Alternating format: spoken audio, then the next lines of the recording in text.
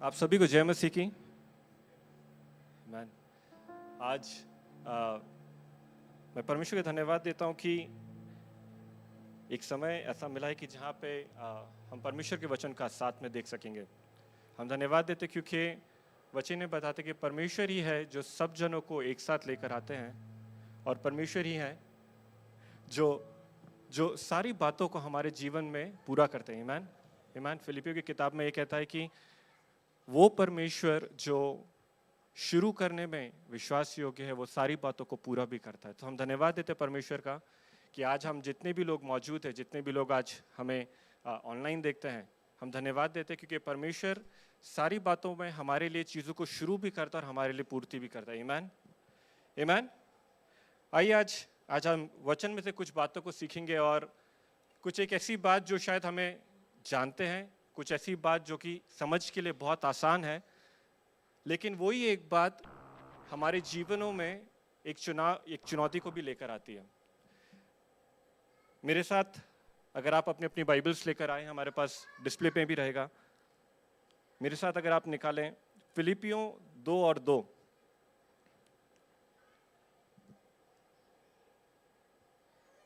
आमीन। क्या आप लोग निकाला? फिलिपियंस 2:2, फिलिपियों की पत्री उसका 2 और दूसरा अध्याय दूसरा पद। और पौलुस यहाँ इस प्रकार से कहता है, तो मेरा ये आनंद पूरा करो कि एक मन रहो और एक ही प्रेम, एक ही चित्त और एक ही मनसा रखो। आमीन। मैं दोबारा पढ़ता हूँ आपके लिए। पौलुस यूँ कहता है कि तो मेरा ये आनंद पूरा करो कि तुम एक ही मन रहो और एक ही प्रेम, एक ही चित्त और एक ही मनसा रखो। आमीन। यहाँ पे पौलुस एक बात जो कहना चाह रहा है, वो अगर आप एक शब्द को देखेंगे वो कहता है एक ही आयत में वो 3 बार इस बात को बोलता है कि एक ही प्रेम, एक ही चित्त और एक ही मनसा रखो। आज के समय में जब हम चर्च में देखते हैं या जब हम विश्वासियों की संगति में देखते हैं, ये बहुत ज़रूरी है, और हमें एक बात समझना ये बहुत ज़रूरी है कि हमारे जीवनों पे एक बुलाहट है, एक बुलाहट जहाँ पे परमेश्वर ये कहता है कि तुम एक मन रहो, एक मंशा रखो और एक ही प्रेम में बने रहो। और दूसरी ये कि जब हम एक हो जाते हैं या जब हम उस बात को समझ जाते हैं तो हम साथ में आएं और परमेश्वर की महिमा करें। आमीन आमीन। आप लोग कुछ बोल सकते हैं? आमीन। सो एक में दोबारा फिर से पढ़ता, तो पौलुस ये कहता है कि तुम मेरा ये आनंद पूरा करो। क्या आप मेरे साथ पढ़ सकते हैं ये आयत? वो ये कहते हैं कि एक ही मन रहो और एक ही प्रेम, एक ही चित्त और एक ही मनसा रखो। आमीन। आइए हमारे साथ एक और दूसरी आयत आप निकाल लें जो कहती है 1 कुरिन्थियों उसका 12 और 12 से 13।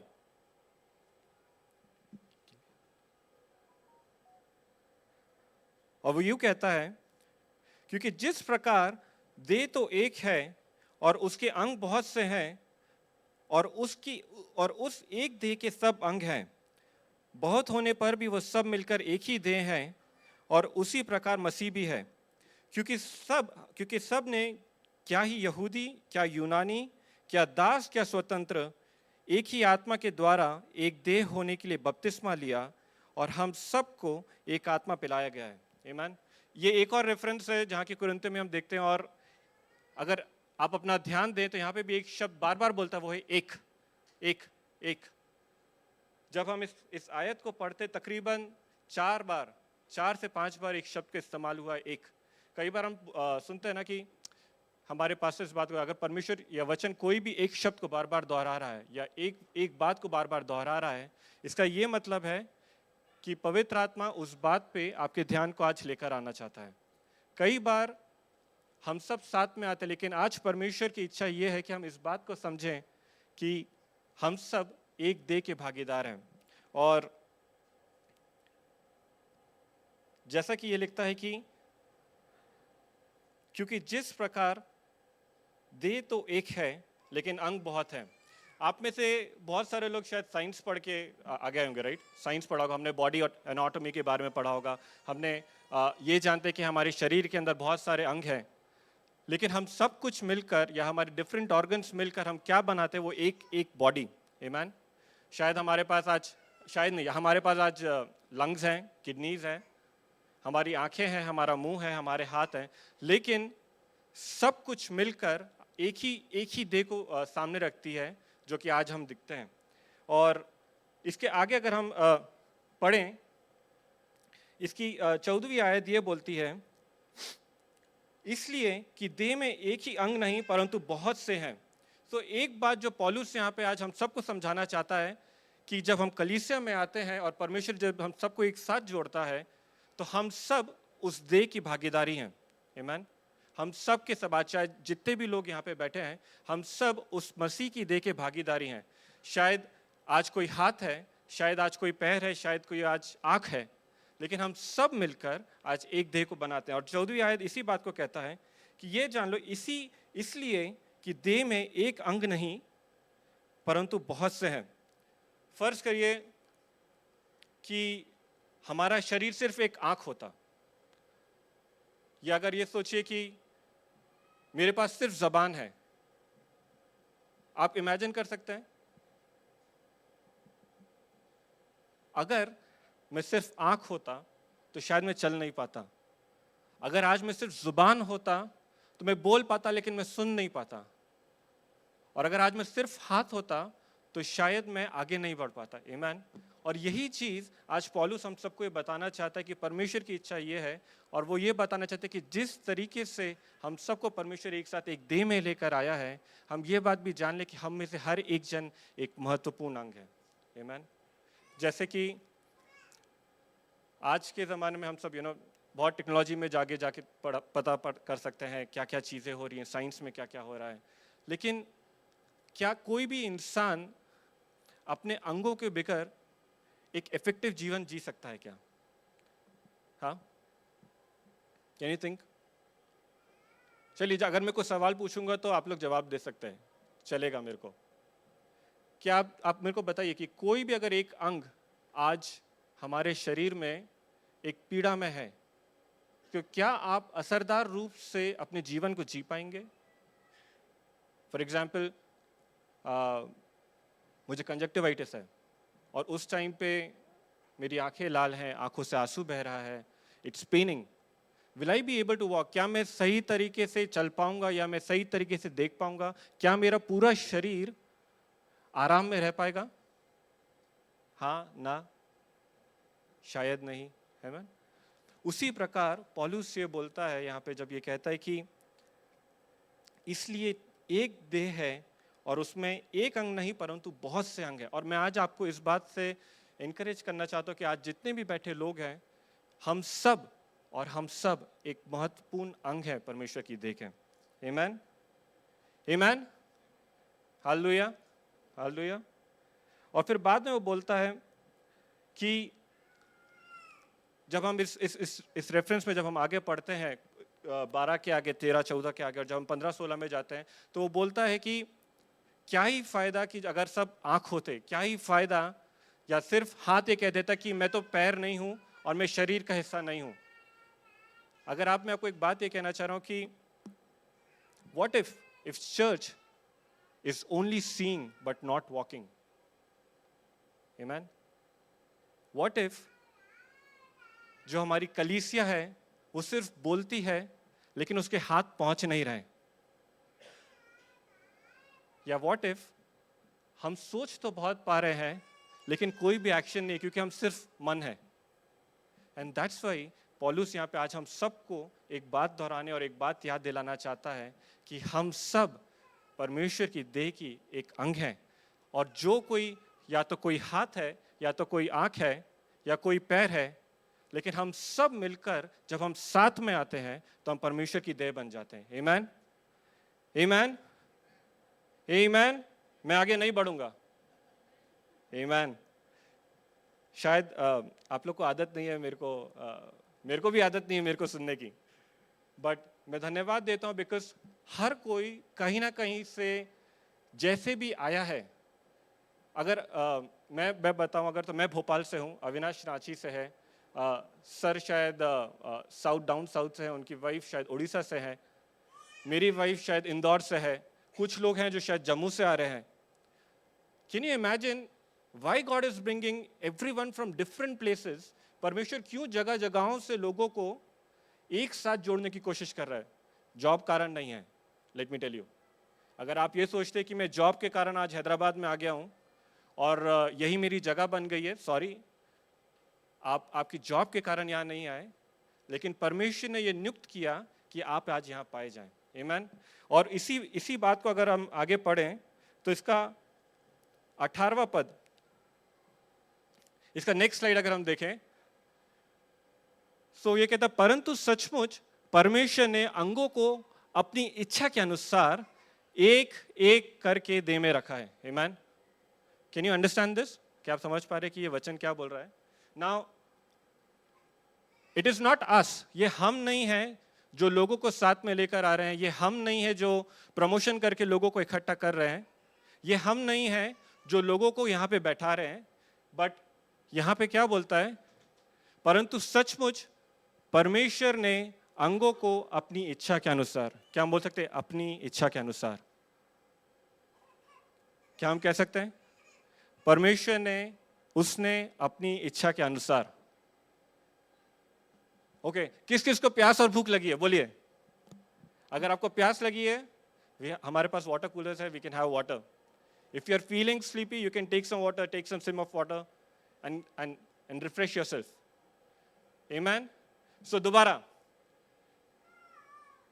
18वां आयत ये कहता है कि परंतु सचमुच परमेश्वर ने अंगों को अपनी इच्छा के अनुसार एक एक करके देह में रखा है। अगर इस बात को अगर हम समझना चाहें तो 3 बात जो मैं आपको बताना चाहता हूं वो ये है कि पहली बात, हम सब परमेश्वर के द्वारा निर्धारित किए गए हैं। आज अगर आप जहां पर भी हैं या आपका जीवन किसी भी हालात में है, वो परमेश्वर के द्वारा निर्धारित किया गया है। दूसरी बात, परमेश्वर ने हमें उत्तम स्थान दिया है। आमीन। बाइबल कहती है it is God who knows everything about us. वो परमेश्वर है जो हमें भली भांति रूप से जानता है और हमारे मन में जो चल रहा है उसको पहले से ही जांच लेता है। आमीन।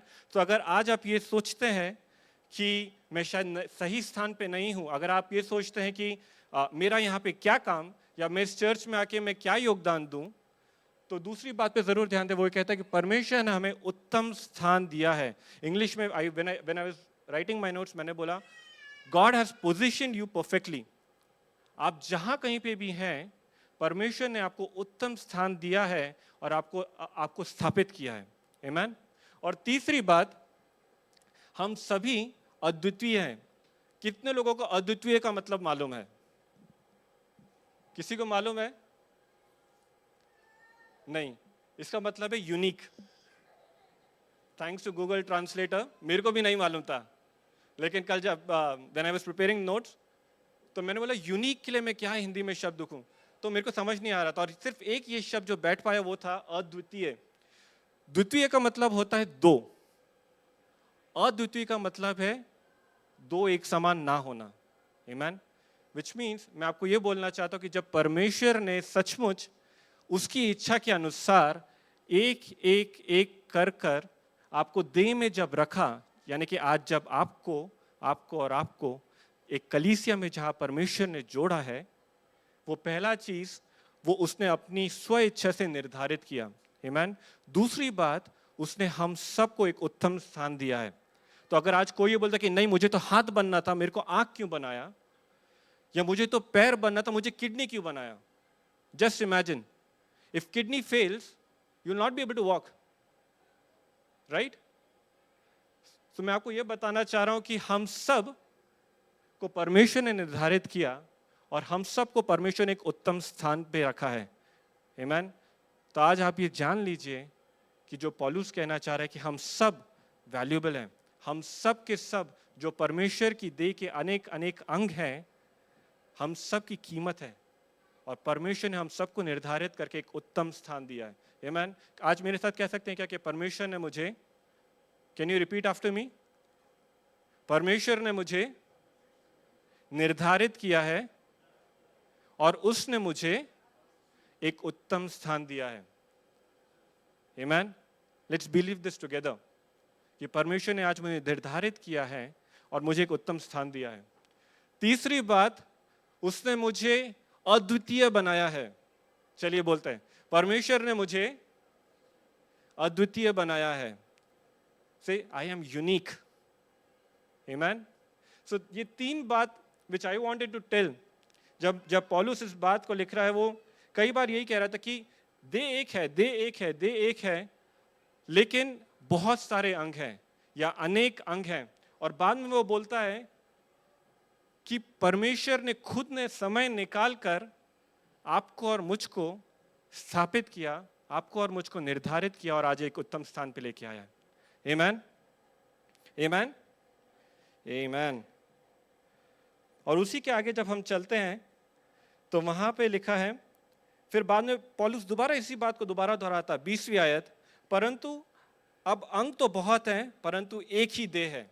शुरू में बोलता है एक देह है और बहुत सारे अंग हैं, और बाद में फिर बोलता है कि बहुत सारे अंग हैं, और फिर बोलता है बहुत से अंग हैं लेकिन अब हम सब मिलकर एक देह को बनाते हैं। आमीन। आगे चल के हम देखेंगे कि वो देह कौन है। इसी की 27वीं आयत 20 में कहता है, परंतु अब अंग तो बहुत से हैं परंतु देह एक ही है। इसी प्रकार 27वीं आयत बोलते हैं, इसी प्रकार तुम सब मिलकर मसीह की देह हो। किसकी देह हो? मसीह यीशु की देह हो। यानी कि आज हम सब जितने भी लोग बैठे हैं, हम सब आज मसीह यीशु की देह हैं। इंग्लिश में बोलते हैं that we are the body of Christ, we are the body of Christ, whoever is sitting over here. जितने भी लोग आज यहाँ बैठे हैं, जितने भी लोग आज इस बात को सुन रहे, जितने भी लोग विश्वास करते हैं, आज हम सबको परमेश्वर ने क्या किया, हम सबको मिलाकर मसीह की देह होने के लिए ठहराया है और उसके अलग अलग अंग हमें बनाया। आमीन। तो आप इस बात की गंभीरता को समझ पा रहे हैं that if we are the body, if God is calling us that we are the body of Christ, we are also different parts, we are also different members. Now just imagine कि एक कलीसिया जो परमेश्वर ने ठहराई है, जो एक देह परमेश्वर ने ठहराई है, वो उसमें आपका और मेरा होना और आपका और मेरा काम करना कितना महत्वपूर्ण है। आमीन। आज मैं उन लोगों से बात कर रहा हूँ जो विश्वास करते हैं, आज उन लोगों के लिए वचन कह रहा हूँ जो लोग मसीह यीशु को अपनाते हैं, क्योंकि बाइबल यहाँ साफ कहती है कि पौलुस बताता है कि तुम्हें बुलाया गया है और तुम्हें एक एक कर जोड़ा गया है ताकि तुम मसीह की देह बन सको। आमीन। और मसीह की देह बन के तुम इस जगह में, इस स्थान में परमेश्वर के राज्य को लेके आ सको। आमीन, आमीन। शायद मैं आप लोग को फोर्स कर रहा हूँ बार बार बोलने के लिए, नहीं। आई थैंक गॉड, मैं परमेश्वर का धन्यवाद देता हूँ, बिकॉज कई बार हम लोग इस बात को भूल जाते हैं। हम लोग संडे को आते हैं, संडे को जाते हैं, हफ्ते भर हमारे नौकरियों में लगे रहते हैं, लेकिन यहाँ पे एक बड़ी बुलाहट है हम सब के जीवनों के लिए, वो ये है कि हम एक अंग हैं परमेश्वर की देह के। आमीन। चाहे कुछ भी हो जाए, कोई भी चीज़ इससे बढ़कर नहीं है कि हम सब परमेश्वर की देह के अंग हैं। And I guess we are supposed to be proud of it. It is God who has called. ये परमेश्वर है जिसने आपको और मुझको बुलाया, और वो परमेश्वर है जिसने आपको और मुझको चुना और एक जगह पे स्थापित कर दिया ताकि आज हम उसके कार्य को इस धरती पे कर सकें। आमीन, आमीन। और आगे चलते हैं, 27वीं आयत हम लोग ने पढ़ी और बोला, इसी प्रकार तुम सब मिलकर मसीह की देह हो और अलग अलग उसके अंग हो। आज ये मायने नहीं रखता कि हम किधर से आते हैं, आज ये मायने नहीं रखता कि मेरा बैकग्राउंड क्या है, आज ये मायने नहीं रखता कि मेरी जेब में कितना पैसा है, या ये मायने नहीं रखता कि मैं आज़ाद हूँ या बंधन में हूँ, लेकिन मायने ये रखता है कि मैं ये जान जाऊँ कि आज मैं परमेश्वर की देह का अंग हूँ। आमीन। और एक रेफरेंस जो हम सबको पता है, हम लोग ने बहुत बार शायद सुना है, और वो है यूहन्ना 17 और उसकी 11वीं आयत। और यीशु मसीह यहाँ पे इस प्रकार कहते हैं, मैं जगत में अब और नहीं रहूंगा परंतु वे जगत में रहेंगे। नाउ यहाँ पे यीशु मसीह प्रार्थना कर रहे हैं अपने चेलों के लिए, ठीक है। और मैं तेरे पास आ रहा हूँ पिता, हे पवित्र पिता, अपने उस नाम के द्वारा जो तूने मुझे दिया है उनकी रक्षा कर, ताकि वे हमारे समान एक हों। आमीन। Now this is Jesus actually praying for the disciples. यीशु मसीह जब जाने वाले थे तो उन्होंने ये प्रार्थना करी अपने चेलों के लिए, और आखिरी में ये कहता है कि ताकि वे हमारे समान, किसके समान? यीशु मसीह, जिस प्रकार यीशु मसीह और पिता एक हैं, उसी प्रकार ये जो चेले हैं या ये जो कलीसिया है या ये लोग जो आप पे आज भरोसा करते हैं, वे एक रहें। आमीन। This is the prayer of Jesus. और यीशु मसीह ने ये प्रार्थना करी कि हे पवित्र पिता, अपने नाम के द्वारा जो तूने मुझे दिया है उनकी रक्षा कर, ताकि वे हमारे समान एक हो। या कई दूसरे रेफरेंस या दूसरे वर्जन में कहता है कि वो हमारे समान एक बन जाएं। आमीन। उसी बात अगर अब एक चीज और निकालें, इसकी नेक्स्ट स्लाइड में है रोमियो उसका 8वां अध्याय और 15वीं आयत। क्योंकि वो आत्मा जो तुम्हें मिली है, तुम्हें फिर से दास बनाने या डराने के लिए नहीं, बल्कि वो आत्मा जो तुमने पाया है, तुम्हें परमेश्वर की अपनाई संतान बनाती है, जिसे हम पुकार कर उठ के हे अब्बा और हे पिता कह सकते हैं। एक चीज जो मैं आप सबको बताना चाहता हूं वो ये कि मैंने वाई रोमन्स 8:15, क्यों रोमियो 8:15? यहां पे अगर आप इंग्लिश में पढ़ें तो वहां पे कहता है कि that we all are adopted to sonship. आमीन। हम सभी जनों को अपनाया गया है ताकि हम पुत्र और पुत्री बनाए जा सकें परमेश्वर के। नाउ मैं आपको इस बात पे और यकीन दिलाना चाहता हूं कि हम सबको एक होने के लिए इसलिए बुलाया है क्योंकि हम सबका एक ही पिता है। We have only one father who sits in heaven, not the earthly father, but we have one father in heaven जो हम सब का पिता है। So why Paul is saying कि तुम सब एक देह के एक अनेक अंग हो और तुम सबको एक देह बना दिया गया है, वो इसलिए क्योंकि हम सब अपनाई हुई संतान है उस एक परमेश्वर के। Amen? Amen? Do you believe that? क्या विश्वास करते हैं कि हम सब का एक ही पिता है और हम सब एक बड़े परिवार के हिस्सेदार हैं? आमीन। और उसके बाद गलातियों 3:28 उसमें यह कहते हैं कि अब ना कोई यहूदी रहा और ना यूनानी, ना कोई दास ना स्वतंत्र, ना कोई नर ना नारी, क्योंकि तुम सब मसीह यीशु में एक हो। आमीन। पौलुस दोबारा कहता है कि तुम सब मसीह यीशु में एक हो। पहले शायद हम सब बिखरे हुए थे, जैसे कि मैंने बताया ना कि शायद हम अलग अलग जगहों से आए हैं, अलग अलग प्रदेशों से हम आए हैं। शायद हमारे जीवनों के जो पुराना जीवन था वो भी बहुत अलग अलग था।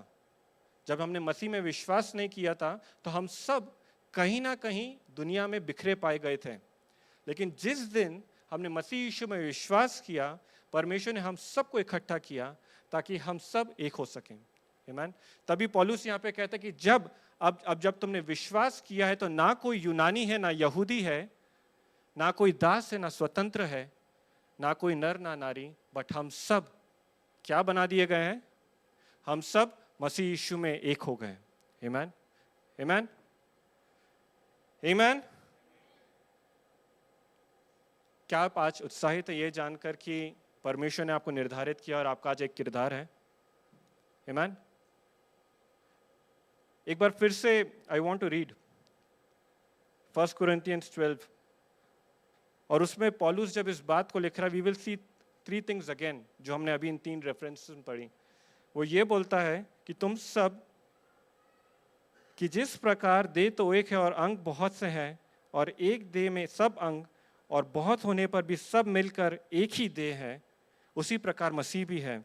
क्योंकि सब ने क्या यहूदी और क्या यूनानी, गलातियों में भी सेम चीज हमने पढ़ा, पौलुस is saying the same thing, कि जो कोई मसीह यीशु में जिसने विश्वास किया, अब ना यहूदी है ना यूनानी है, ना कोई कास्ट है ना कोई बैरियर है।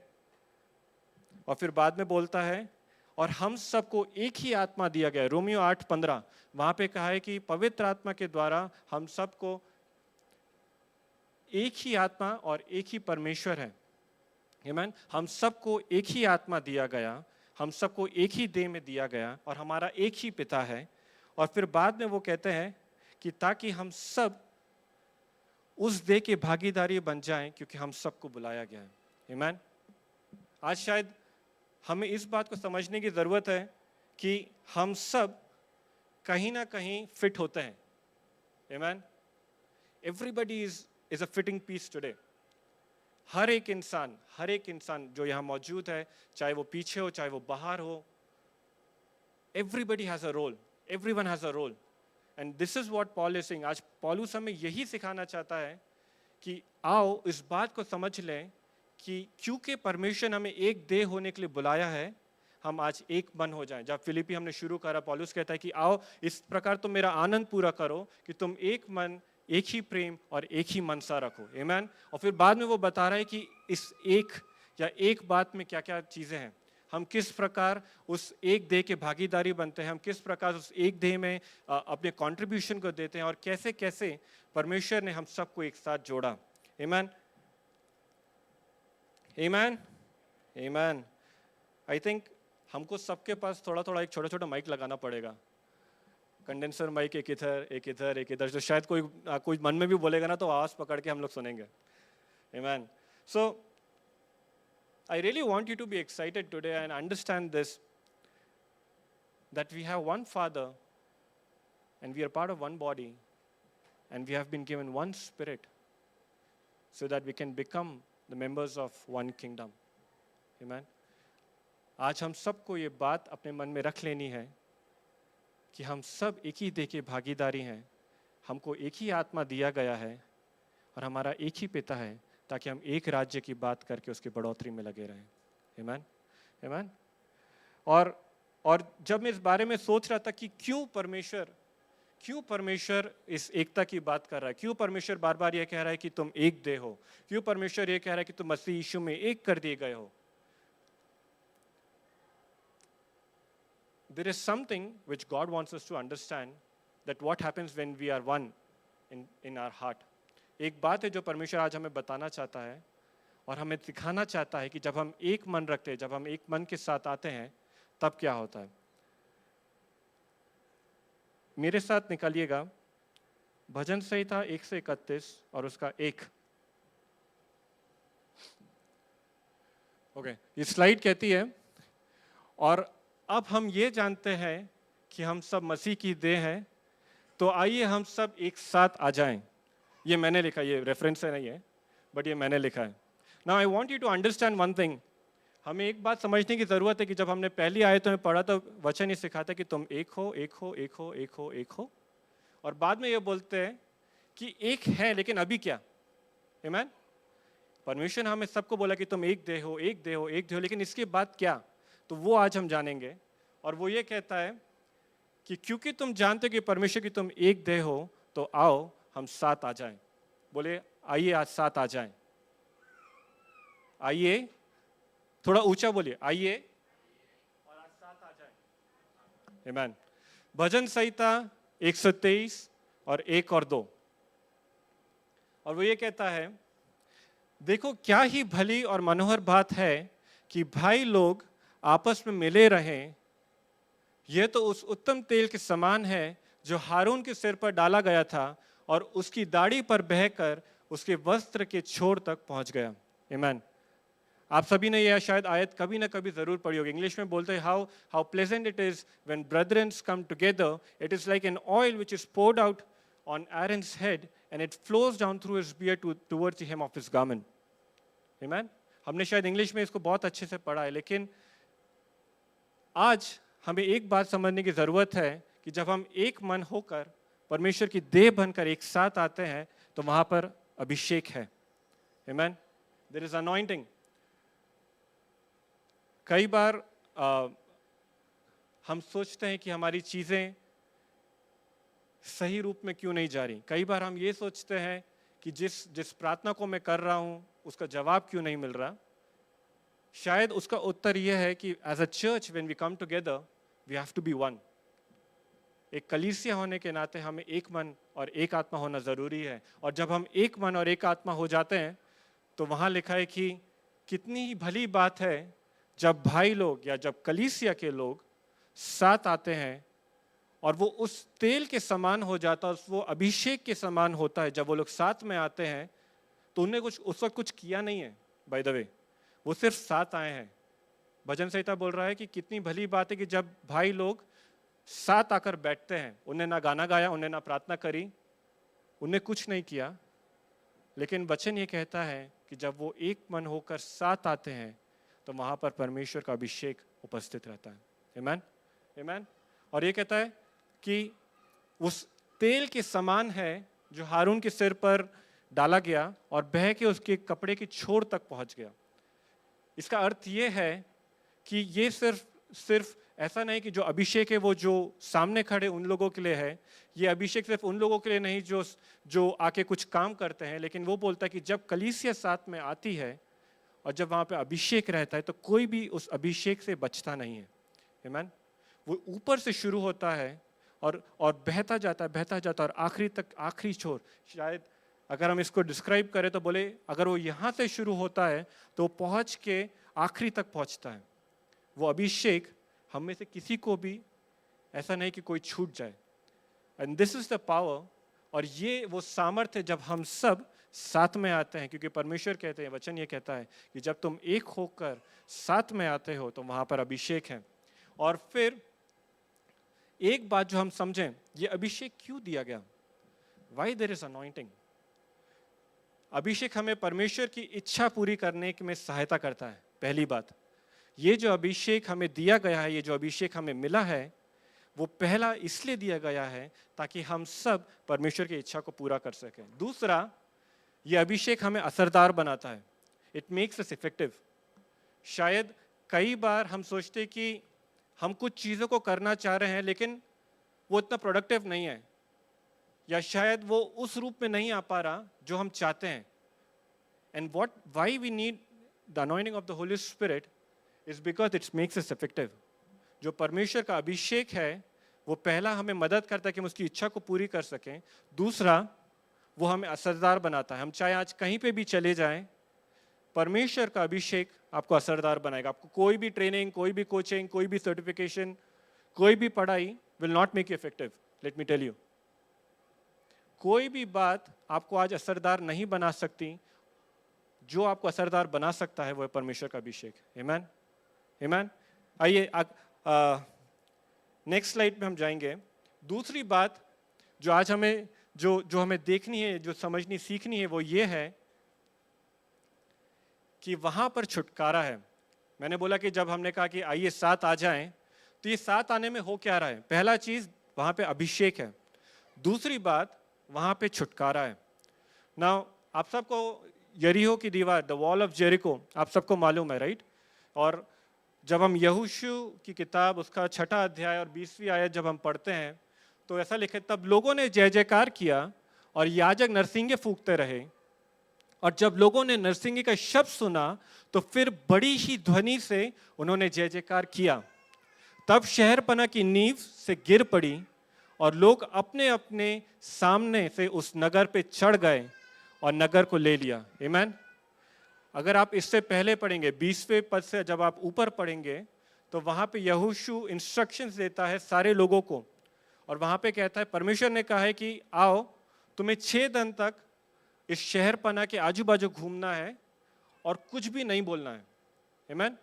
अगर जब घर जाके आप पढ़ेंगे इस बात को तो उसमें ऐसा लिखा है कि यहोशू ने जितने भी लड़ाकू या जो युद्ध में जाने वाले लोग थे उनको ये निर्देश दिया कि हर सुबह तुम्हें साथ में आकर एक प्रोसेशन में निकलना है, हम सब साथ में जाएंगे और इस शहरपना के हम चक्कर काटेंगे, एक चक्कर हमें काटना है, लेकिन कोई भी एक शब्द नहीं बोलेगा। कोई भी इंसान अपने मुंह से एक शब्द नहीं बोलेगा। और आप ये सोच सकते हैं कि ये वो लोग हैं जो कि जिन्हें युद्ध की आदत है, ये वो लोग हैं जिन्हें लड़ाई करने के लिए ट्रेन किया गया है। लेकिन यहाँ पे परमेश्वर बोल रहा है कि इनको वहां लेके जाओ और उस शहरपना के चक्कर लगाओ, लेकिन कोई भी कुछ नहीं बोलेगा, और उनको ये अगले 6 दिन तक यही करना है। आमीन। नाउ वी नो इट, हमें वचन इस प्रकार बताता है कि शहरपना गिराई गई, शहरपना गिरी। जैसा वचन बोलता है कि जैसे उन्होंने जय जयकार किया, ऊंचे स्वर से तुरही को फूका और जय जयकार की, तो जो शहरपना थी, जो एक बिल्डिंग, जो एक वॉल बनी हुई थी, वो नींव से गिर गई। आमीन। वो सिर्फ आधी आधी नहीं गिरी, 1-2 पत्थर या 1-2 छेद नहीं बने, लेकिन वो नींव से गिर गई। आज के ज़माने में क्या आपने घर बनते हुए देखा? आपने देखा है नींव कितनी गहरी जाती है? अगर आप 3 मंजिला मकान बनाने जा रहे हैं तो ऑलमोस्ट आधा मंजिल या 1 मंजिल की नींव पड़ती है उसमें। आमीन।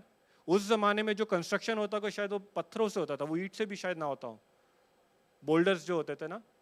और वचन ये कहता है कि जब उन लोगों ने ललकार लगाई तो वो दीवार शहरपना जो थी वो नींव से ही गिर गई।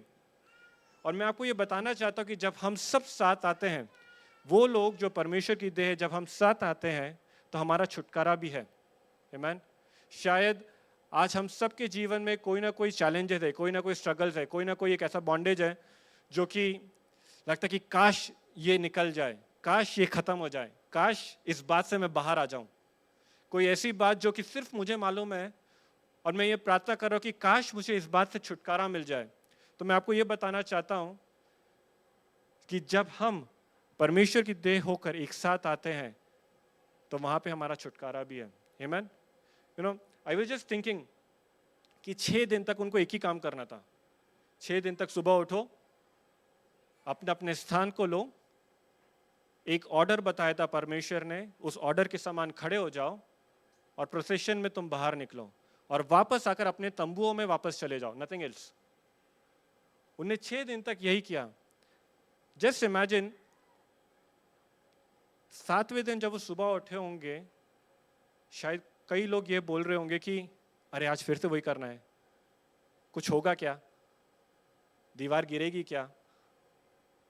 शायद कुछ लोग होंगे जो कि ये सोचने लग जाएंगे कि यार इससे वाक्य में कुछ होगा, क्यों नहीं हम जाके हमला कर दे सीधा। आमीन। अगर मेरे जैसा इंसान कोई होता तो बोला अरे तीसरे दिन में छोड़, अपन तलवार लेके चलते हैं। लेकिन कुछ लोग ऐसे भी होंगे जो ये कहेंगे कि नहीं, क्योंकि परमेश्वर ने कहा है तो होगा। आमीन। कुछ लोग ऐसे भी होंगे जो ये बोलेंगे नहीं, ठहरे रहो, क्योंकि परमेश्वर ने बोला है तो होगा।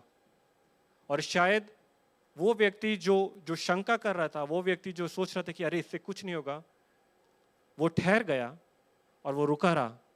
और वो 7वें दिन जाके जब उसने उस शहरपना को गिरते हुए देखा, आमीन, तो उसको ये विश्वास हो गया कि परमेश्वर भला है और विश्वास योग्य है। आमीन। सो दूसरी बात जो आज हम समझना चाहते हैं वो ये है कि जब हम साथ आते हैं तो हमारा छुटकारा भी है। शायद सबका एक दिन में छुटकारा नहीं है, या एक ही दिन पे सबका छुटकारा नहीं हो रहा, लेकिन सबका छुटकारा जरूर है। और वो ये 6 दिनों से जो 7वें दिन में आपको बताया, वो यही है कि शायद कुछ दिनों में किसी के लिए कुछ छुटकारा, किसी के लिए छुटकारा, लेकिन यहाँ पर बाइबल ये बताती है that there is deliverance when you come together as body of Christ, there is deliverance. Amen. Amen. और तीसरी बात ये कि ये हमारे विश्वास को बढ़ाने में जरूर मदद करती है। यू रिमेंबर दैट गाय जो मेरे समान था, जो बोला कि तीसरे दिन उठो, तलवार लो, भाला लो और हमला करो, लेकिन वो पास्टर यशवंत के कहने पे रुक गया, बोला कि नहीं एडविन अभी मत जा, क्योंकि परमेश्वर ने बोला है वो करेगा और वैसा होगा। और मैं रुक गया। What happened? उस वक्त मेरा विश्वास मजबूत बनाएगा। Amen. When we come together as church, जब हम एक देह होकर साथ में आते हैं और जब साथ में बैठते हैं, तो किसी की गवाही या किसी का एक शब्द आज हमारे विश्वास को भी मजबूत बनाता है। Amen. और तीसरी और आखिरी बात, 2 कुरिन्थियों 1:3 और 4। ये वचन पढ़ने से पहले मैं एक छोटी सी टेस्टिमनी आप लोग को देना चाहता हूँ मेरे जीवन के बारे में। और 2021 में जब कोविड हो रहा था, बहुत सारी चीज़ें उथल पुथल हो रही थी। I was coming back from home और मैं ट्रेन में था, और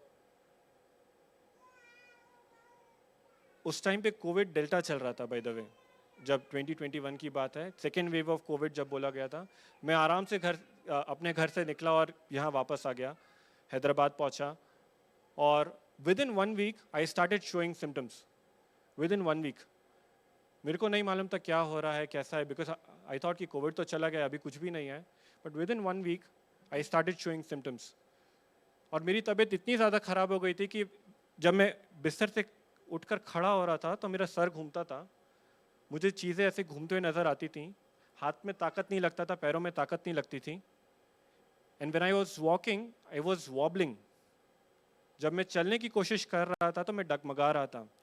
that was the kind of weakness I had उस टाइम पे। जब मेरे को कोविड हुआ, आई वाज, उस टाइम पे जो रिपोर्ट थी, मेरे अंदर इतना ज़्यादा वायरस था और मैं इतना ज़्यादा पीड़ित था। But I want to tell you one thing, the moment church knew कि एडविन और सोनल की तबीयत खराब है और इसे कोविड हो गया है, you won't believe, right from the day one when they got to know, जैसे उनको मालूम पड़ा, हमारे घर पे फूड पैकेजेस आने लग गए विदाउट वी आस्किंग। हमारे घर पे मेडिसिन ड्रॉप होने लग गई। We got somebody from church who was a doctor and who was started helping us. I remember Jyoti Anna, I remember Veniyaka, and these were the people who were staying nearby. Without us telling them anything, उनको मालूम पड़ा कि Edwin की तबीयत खराब है, सोनल की तबीयत खराब है, इनको कोविड हो गया है। Silently they were coming. चुपचाप वो आते थे, एक मैसेज ड्रॉप करते थे, फूड पैकेज रख के जाते थे। For at least 3 weeks we didn't cook anything. 3 हफ्ते तक हमने एक भी खाना नहीं बनाया और हमें इतना केयर, इतना संभाला गया कलीसिया के द्वारा, which we cannot tell. I don't know if you remember चुकू and नुपुर। ये वो लोग थे जो मुझको हॉस्पिटल लेके गए थे। चुकू was the one who took me to hospital though I was positive. उसकी स्कूटी पे बैठ के मैं अपोलो तक गया था। डॉक्टर was afraid, बोलते कि अरे तुम यहाँ क्यों आ गए, go back, you should not have come here. But चुकू था कि नहीं यार, यहाँ पे कोई भी नहीं, I will take him. And I want to thank God that church, जो कलीसिया उस वक्त जब हम बीमार थे हमारे साथ खड़ी रही। और यहाँ पे पौलुस कहता है कि जो हमारा परमेश्वर है, पहला वो शांति का परमेश्वर है, दूसरा वो जो सब तरह की पीड़ाओं में हमें शांति देता है, और चौथी आयत कहते हैं वो हमारे सब क्लेशों में शांति देता है ताकि हम उस शांति के कारण जो परमेश्वर हमें देता है उन्हें भी शांति दे सकें जो क्लेश से होकर गुजर रहे हैं। आमीन। Now it is not possible कि अगर हमने शांति पाई नहीं तो हम शांति दे नहीं सकते। अगर आज मेरी जेब में 10 रुपए है नहीं तो मैं 5 रुपए दे सकता नहीं। आमीन। If I don't have I can not give. It's the same thing. क्योंकि कलीसिया जो साथ में है, जो परमेश्वर की देह साथ में है, उनने परमेश्वर जो शांति पाई वो दूसरों तक उसी शांति को पहुंचा सके जिन्हें उस समय जरूरत थी। आमीन। और हमारे साथ वही हुआ। जो मेरी गवाही है, हमारे साथ आज भी मैं याद करता हूं कि हमें ना खाना पकाना पड़ा, ना हमें दवाइयों की चिंता हुई, ना हमें ये चिंता हुई कि हमारे साथ कौन खड़ा है। Everybody was checking. कोई ना कोई दिन में एक बार कॉल जरूर आता था सोनल के पास कि how is he doing. And I want to tell you, when we come together as the body of Christ, जब हम सब मसीह यीशु की देह बनकर साथ में आते हैं तो वहां पर आराम भी है। You are not alone.